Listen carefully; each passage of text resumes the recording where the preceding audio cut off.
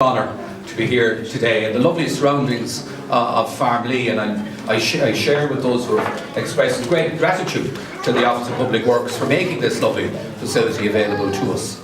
I want to immediately thank His Excellency the Ambassador for taking the time out of what I know is a very busy schedule for him to come here to Dublin to join with us in celebrating Ireland-Nepal Day.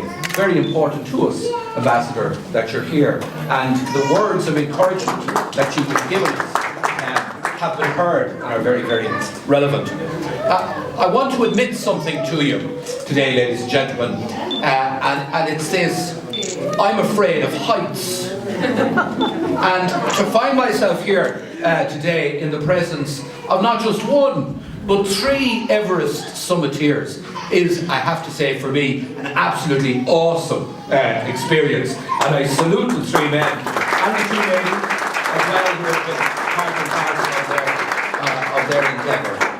And you know, it's through important feats such as theirs that helps to continue to put Nepal on the tourist map. And while I would have no great ambitions to master Everest, I certainly would be most anxious to encourage as many Irish people as possible to visit this beautiful country. I haven't yet had the opportunity to do so, but I'm looking forward to having that opportunity in the very near future. The Ambassador talked about how the Nepalese community are integrating into Irish society, and you know he's very right. And it's interesting to note that the Ireland of today is radically different from the Ireland of 20 or 30 years ago. We are now multicultural, multi-ethnic, outward-looking, tolerant, loving, caring nation. And our nation has been enriched by the presence here of groups of people such as the Nepalese community. Now, it's very important, I think, as we continue to grow as a multicultural society, that we do two things: that we encourage all those ethnic groups taking up residence here, seeing Ireland as their home, that we encourage them to integrate into Irish society.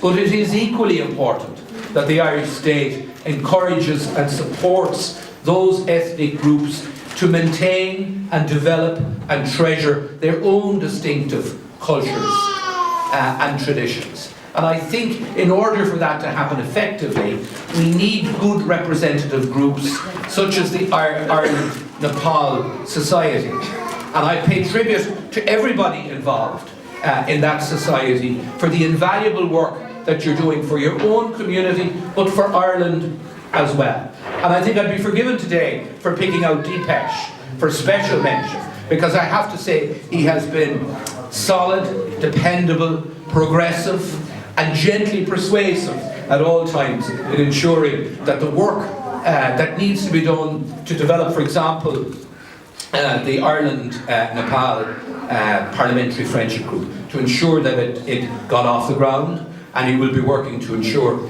that it's a success. And I want to thank my good friend and colleague who's present here today, Deputy Ceann, for giving his personal support, which is invaluable to that Parliamentary Friendship Group, and to Maureen O'Sullivan, who's agreed to be the coordinator of it, because I'm quite certain that Maureen, I know that Maureen is the sort of parliamentarian who has enormous interest in international relations.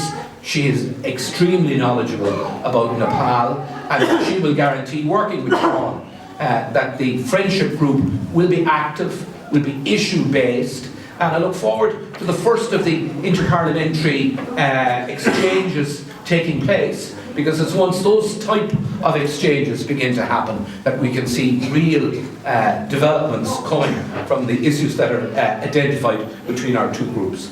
I think it would be remiss of me, maybe, to conclude without saying that we're living in the immediate present in a very difficult time internationally. We're being faced by all sorts of natural disasters. We know about hurricanes, we know about earthquakes, massive earthquake that you suffered in your country in 2015, and then the floods that have devastated many, many homes in Nepal in recent times and in other countries. So can I just, before I conclude, and in concluding, thank you for being here and thank you for the invitation, could I ask us all if we could maintain just maybe 30 seconds of silence to think about, to remember, and to pray for whatever God we pray to, for those who have been affected by those natural disasters.